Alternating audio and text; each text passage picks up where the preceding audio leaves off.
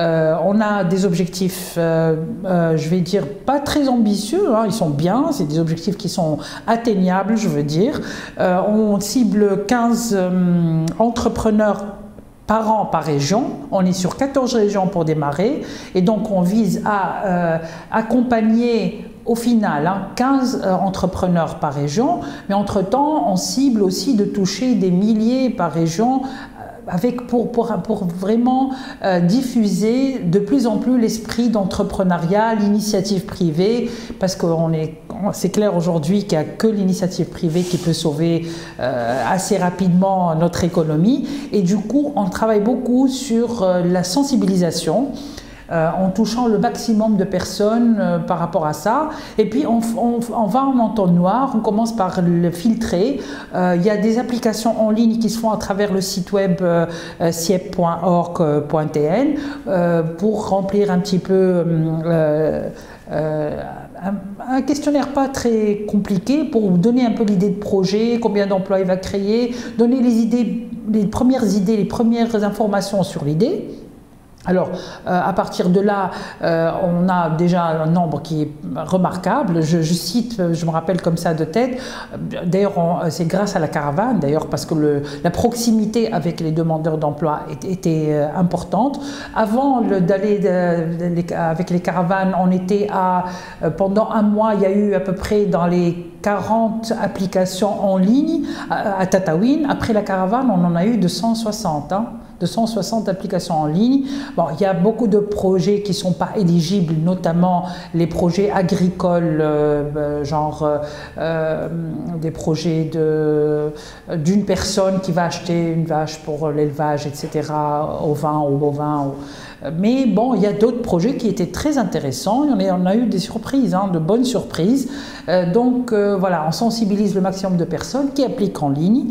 Il y a une sélection après, suivant les critères qu'on a mis avec nos partenaires pour sélectionner les meilleures idées de projets, les plus employeurs, les plus intégrés dans la région, pour les aider justement à faire le workshop, pour travailler sur leur innovation, sur l'idée, sur vraiment bien affiner l'idée et préparer un business plan bancable, avec du coaching derrière, et puis les connecter à des financeurs. Aujourd'hui, contrairement à ce qu'on pense, il n'y a pas que les banques qui financent, il y a d'autres organismes qui financent, il y a des organismes de microcrédit qui aident par exemple pour l'apport personnel, il y a comme je vous ai dit, il y a le crowdfunding, il y a les fonds d'investissement pour les grands projets. Donc on essaie aussi de leur donner le maximum d'informations par rapport à tout ça, pour qu'ils ne restent pas cloîtrés dans le financement bancaire et tout le reste. Et puis les aider à créer cette entreprise et justement directement passer à l'étape qui est pour nous très importante, qui est le mentoring, le parrainage. On le connecte à un chef d'entreprise pour accompagner ce jeune ou cette jeune dans l'aventure d'après la création. Moi, en tant qu'entrepreneur qui prend des risques, je n'attends pas. Je ne conseille pas d'attendre, il n'y a aucune raison. Au contraire, vous savez que dans les périodes de crise, il y a des opportunités. Donc je pense qu'il faut être peut-être un peu plus prudent, étudier son projet un peu plus dans les détails. Mais pour moi, l'attentisme, ce n'est pas une bonne chose. Si on attend, si tout le monde attend, on va tous s'arrêter et personne ne va avancer. Pour nous, il faut vraiment avoir une vision.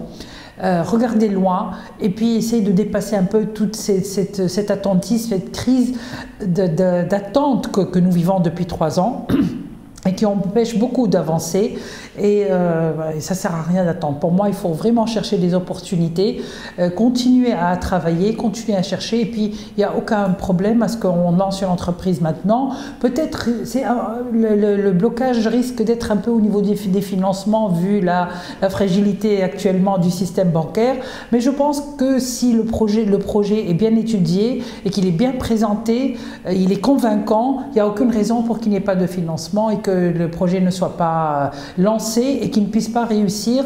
Je pense qu'on ne peut pas attendre éternellement. Il faut avancer et c'est le secteur privé qui fera avancer les choses. C'est pour ça qu'on encourage les initiatives privées. Et puis, il y a des entrepreneurs qui ne pensent... Moi, j'ai rencontré justement le coach que vous questionnez, a rencontré beaucoup d'entrepreneurs qui ne regardent pas du tout tous ces problèmes de politique et d'attentisme que nous vivons. Ils sont vraiment dans leur entreprise, ils se développent. Bon, ils se plaignent beaucoup de fonds de roulement parce que ces 3 ans ont épongé un peu les finances et les trésoreries de pas mal d'entreprises vu la récession, mais ceci ne les empêche pas de bouger, ne les empêche pas de chercher et de se développer. Et les bureaux régionaux dans les régions là où on opère pour le moment sur Sieppe et aussi le bureau national qui est ici à Manza.